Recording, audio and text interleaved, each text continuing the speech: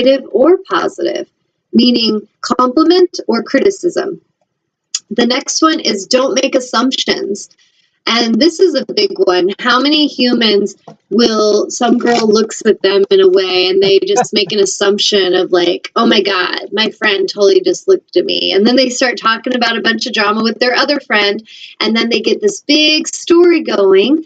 And big picture, that friend might have just like had a toothache and her face was a little scrunchy because she didn't feel good. But you took it very personally.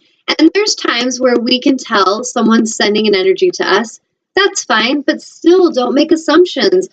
When I have people in my personal life that, put out an energy or a vibe that doesn't feel good, what I will do is I will go to them right away and address them. And I will just say, hey, is everything okay? Is there anything going on that you want to talk to me about? I just kind of picked up on a vibe. And if you want to talk to me, I just want you to know that you're free to express whatever you need to me. And usually this way, it's like not a threatening way. You just kind of give them the space to express. And if there is something bothering them, you just opened a door to let them know it's safe to come in and express that to you. And that is a much quicker way to understand what's going on in another human than to just make up a big story and then go tell all your friends about it and convince yourself how much it's true when really it's just you making assumptions. So not making assumptions is a really powerful one. And the last one is always do your best. So always do your best means really just that simply, always do your best. And I've observed clients, souls, family, friends that when they suffer, I watch them not do their best. They half-ass things. They don't really try their best because they've already convinced themselves that they suck. They've already told themselves that that teacher sucks or those people suck or whatever they do, where they shut the door to connection. And so if you're not really doing your best, you're not going to necessarily fool. There may be some people you fool that will think, oh, really, she did try her hardest. But you never fool yourself. So if you're not getting a straight A, say you're in high school and you're not getting straight A's, that's fine. But if you're getting a bunch of F's and D's and you're not giving a damn and you're not trying, I told my kids that if they get an F on their report card, it is like they're saying fuck you to their teachers. And that may sound harsh, but I really believe if you're actually trying, if you are doing your best, it is impossible to get an F. Because an F is really, you're not trying. You have decided it sucks and you're not even tuning in and listening. And so really, this is going to be a downfall for that person's evolution as well as the ones that are trying to teach them. If I talk to a soul, say I'm at a party and somebody's kind of like, oh, spirituality sucks. And like, angelic healer, whatever, that sucks. There's no such thing as angels. They've already decided that they've shut the door on that, and there is no chance that that shit could be real. So they're not going to try. They're not going to tune in. They're not even going to look at me or treat me with respect or honor because it's bullshit. It doesn't even matter. And so they're not trying their best. They're not actually being open and receptive. I feel like trying your best means being open and receptive. If I am open and receptive, which I am really good at just about anything I do. Is that a coincidence? Yeah. Is that because Tanya's just special and she has gifts? No, I'm open and I'm receptive. Being that way means that I learn more and I grow and I understand more because I'm not shutting any doors. I'm not saying that's stupid, that's impossible, I don't want to know about that, that sucks. If I'm walking around with that attitude, it's most likely that I feel like I'm failing at a lot of things. And because of it, I start to feel fear. I start to feel inadequacy. My self-esteem will start to be affected by it. And others will start to pick up on that. If I walk into a classroom and I decide the teacher sucks before I even really open up to learn anything, that teacher is feeling my energy as much as I'm feeling her energy. So she's probably feeling a little resistant and a little uneasy, even trying to help me, because I've already decided it sucks and that she sucks. So if we look at how we do this with each other and with situations, we could see how these agreements will change our life so much. We don't need to be perfectionists. But we do want to learn how to master things. We want to learn to be the master of our emotions, to be the master of our experience, to be the master of our dreaming, the master of our creation. And in order to do that, in order to align with the mastery, these agreements are going to serve you. You're going to need to really understand them and stop taking things personally. Stop lying to people. Stop lying to yourself. Be impeccable with your word. You got to release the need to make assumptions, and you've got to start doing your best. And that really means doing your best, not this half-assed stuff anymore. And you do know the difference. And no matter what is going on, you are not fooling yourself. And so I feel like the big picture, what I see is the people who have the happiest lives, the most joyous experiences, they're the ones that are the most open and receptive. They're compassionate. They're wise. They observe the world around them. They're in observation mode. And they're not walking around, projecting on people and shaming them and trying to be victims. They're just living their simple lives of creation, and they're enjoying it. They're having fun. They're playing. They're laughing. They're taking it easy. And there's really no need to make spirituality and to make ascension and evolution this painful process. The only thing that will cause that to be a painful process is your very own attitude and your very own ego and your ways of looking at it. The ways that when we shift our perspective into a more aligned way of seeing, the things we see change. If we're looking at things in a very closed down, rigid way, then we're going to experience it that way. So if you have been struggling, and when we get into ascension, like there are symptoms that we can feel, like there's times our bodies feel a lot of energy. And so I was kind of explaining to some of the girls at the workshop the other night, like when we are being uploaded, and some of you will know instantly what I mean by that, and others may hear that and go, what does that mean?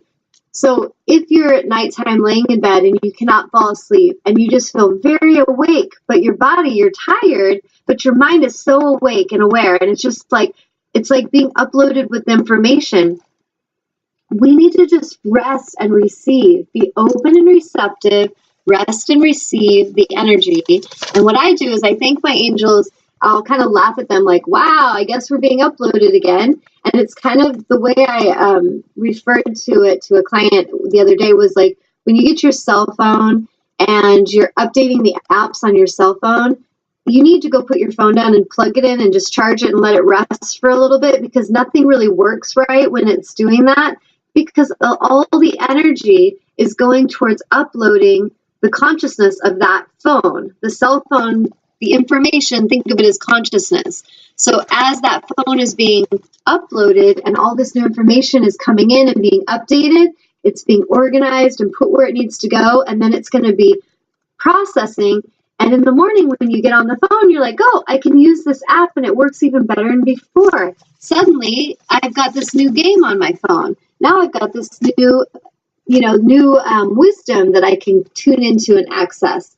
That is exactly what's going on with humans. So when we're going through ascension and we're uploading and we're pushing and we're working too hard, we're jumping on the hamster wheel with our ego telling us we have to go do a bunch of stuff, we are going to feel a lot of suffering. We will suffer. We will feel anxious. We'll have tension. We might get headaches. We might start having heart palpitations and just anxiety. And so when that's happening, the best thing you can do is to go rest. Think of how you treat your cell phone. You would let it rest while it updates its apps. Let yourself do the same. If you need to get up in the morning, rather than go into fear, oh, I'm not going to get enough sleep, damn it, it's like 3 a.m. and I'm going to be so tired. Don't make those affirmations anymore. That's victim consciousness. Be in your power the whole time. Angels, thank you for uploading me. I'm open and receptive to receiving. And thank you for making sure that when I wake up in the morning, I am on full charge, that my battery is fully charged and I am ready to go. And thank them for that. Go into the request of what you desire, not the fear of what you don't desire. Laws of attraction are working and in effect at all times. So this is a way that we can upload ourselves, rest and recharge, and then wake up feeling vital, revitalized, and feel, full of energy, because we've affirmed it. We did not go into fear. If we are, let's say, out and about in our ears, we start feeling like weird popping in our ears, or like the other day I was sitting in a workshop and the women were talking and they were just going and, expressing stuff. And I was tuning in because I was trying to help one of the women understand something. And so I was really listening to her and listening to spirit. How do I help her grasp this? And suddenly it's like someone hit a mute button and all the sound in my physical reality went away. I could not hear them, but I saw them talking. And my right ear was like, whoo, tuned into some other dimension. And it was like, seriously, like tuned in far away. And I suddenly was accessing consciousness of exactly what to say to this woman. And once I understood, okay, that's what we're going to say to her, boom, it's like the mute button got unmuted and I suddenly could hear all the women talking again. So if something like that's happening for you, that's an ascension symptom. This is us living in multidimensional realities now, where we are accessing different levels of consciousness, different realms of consciousness. And when we are in this now moment, this physical moment, this physical reality is not the only reality. And we're starting to realize that. Some of us are starting, like, I'll be looking at clients and they're talking and I have this deja vu, like, this has happened before. Oh, I dreamt of this meeting. We already had this. And I see that person, like, waves of energy around them and they like start pixelating, almost like I'm looking at a computer screen. And I realize this is not as real as we all are giving it credit. This is like our own holographic universe. We are projecting our own hologram of our reality. And not to get too deep on that, that may be something we'll go deeper into on another show.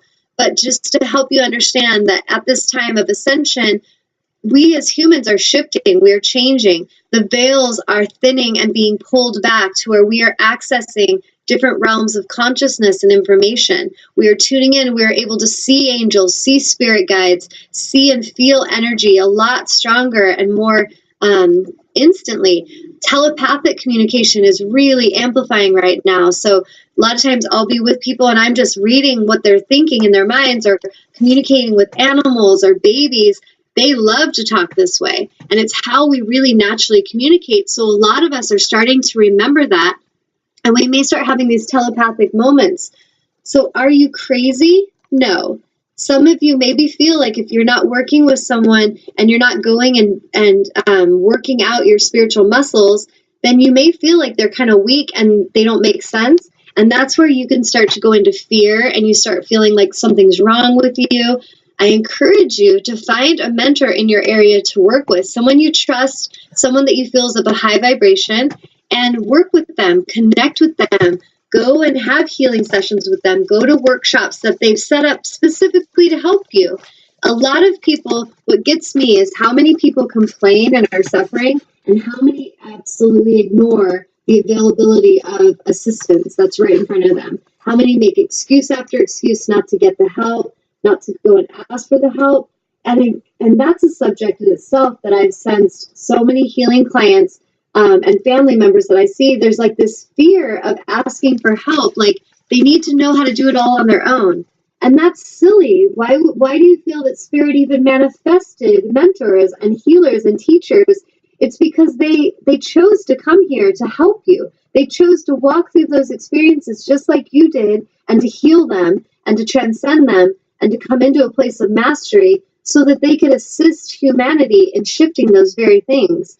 So if you feel like you're failing because you're asking for help, that is your ego at work on you. You need to really look into how the ego tries to trick you out of the very help you need and cause you to suffer alone. That is optional, and you absolutely have every right to continue suffering on your own and doing everything by yourself. Go for it. But Spirit brought different beings into the world for different reasons to help us. And there is nothing weak about asking for help. And I feel like a lot of us, if we've been in ego mode for a long time and we feel like we've had to do everything ourselves, we kind of celebrate this, like, I'll do it myself. And even if it means I suffer, and even if I'm confused and I'm lost and I have to be fake to the world to let them think I know what I'm talking about, I will just suffer alone because I don't want people to think that I need anybody. And that's ridiculous. I see as myself as a healer. I need others. They need me. We are all interconnected. There is a purpose to all of our experiences. Without the ones that are ready for the assistance and the understanding,